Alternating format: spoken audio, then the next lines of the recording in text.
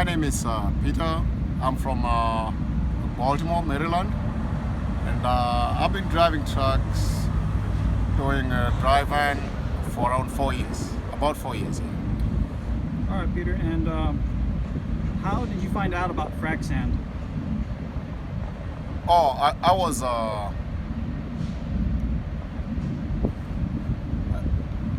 was advised by a friend, and I thought it was a good way to kind of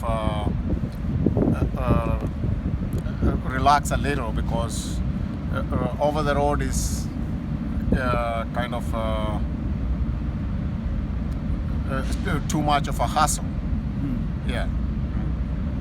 And when your friend introduced you about or asked you about wanting to become a frac sand driver, what were your thoughts? Did you think it was going to be easy, or did you think that the money was going to be good?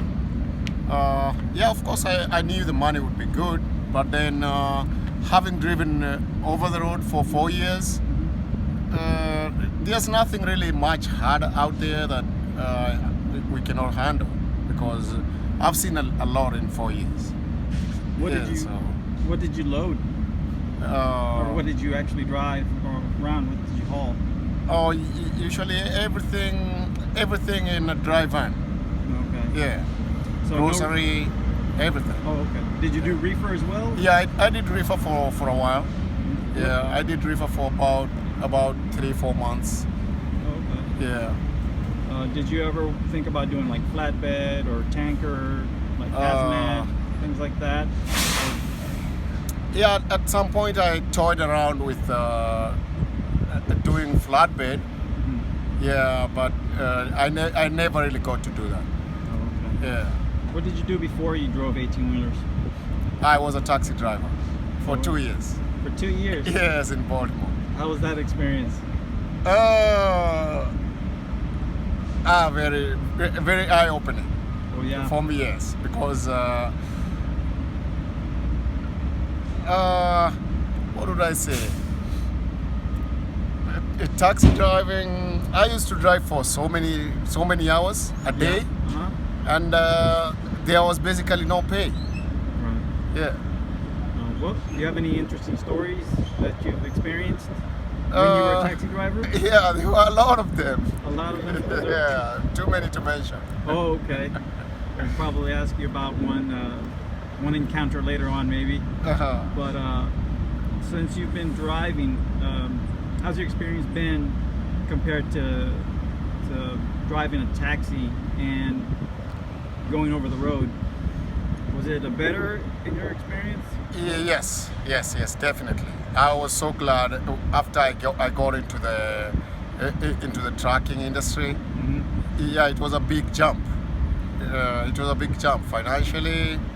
At least you get to make more money, and I was able to drive for about 7 months before I could buy my own truck. And yeah, it has been quite a journey. Yeah. Who did you drive for in your 18-wheeler?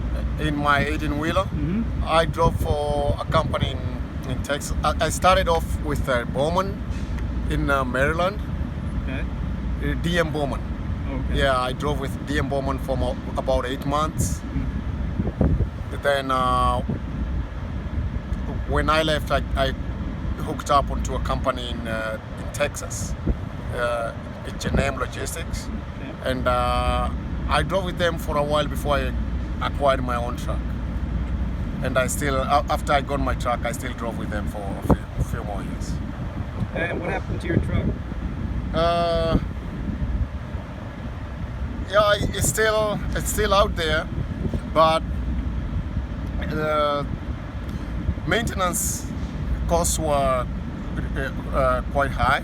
Right. Even though I still have the truck, but as of now, right now it's down due to an engine failure. It's getting an overhaul, so it should be running soon. Yeah.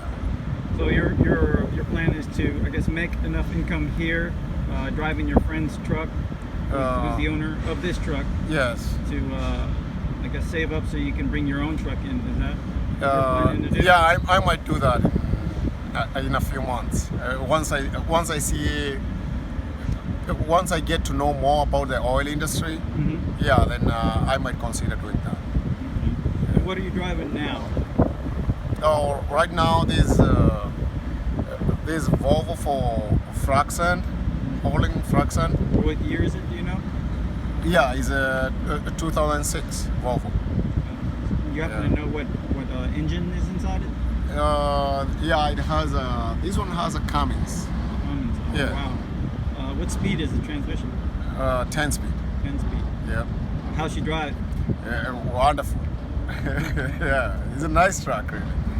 And when you started driving 18-wheelers, how did you get into that? Did you? I'm sorry, I'm going back and forth here, but did you train? Did you go to school? Did you get hired on and they trained you? How did you get your license? Oh, yeah, it was tricky because at that time I was driving taxi, and at the same time I had to go to school. So I would go to school for during weekends for the day, and then I would drive taxi in the night. And all my weekdays I was just driving taxi. So I did that for about 6 months. Then I got my CDL license. Yeah, and as soon as I got my CDL license, that company was able to take me in as a driver trainee. And after about two months, I was a driver. Yeah. So, did you think you made the right decision going into 18-wheelers? Definitely. Oh. Definitely. Yeah, there was no future in the taxi business.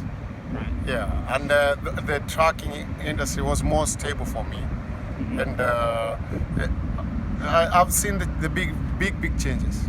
Right. Yeah, with that move. And what were your biggest concerns doing 18-wheelers? Like, did you think it was going to be really hard? Did you think the road conditions, like during the winter or the mountains, was going to be really hard?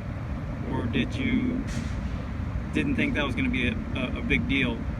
Or did you even think about that at all when you started? No, actually, when I started, I was really concerned about the size of the vehicle and accidents, of course.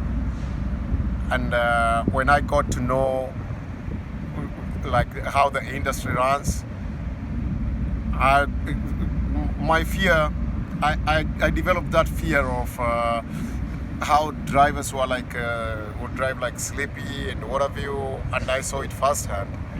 And that was my biggest concern, really. Yeah, safety is a big issue. Right. Yeah. Okay. Well, I appreciate your time, Peter, and hopefully we can get some stories about your taxi experiences, or maybe other over-the-road experiences that you had that you can share with others that haven't experienced yet, or maybe they will, and you have something that they can share, that you can share with them, and might help them out later on down the road. Yeah. Okay. Okay. Yeah, you're welcome. All right. So let's hit the road. We're gonna go to our first stop. Well, we got loaded, so now we're going to unload our first load over there in Weimar, Texas. Yeah, I'm looking forward to that. Ready? Yeah. All right. Let's go. Yeah, okay.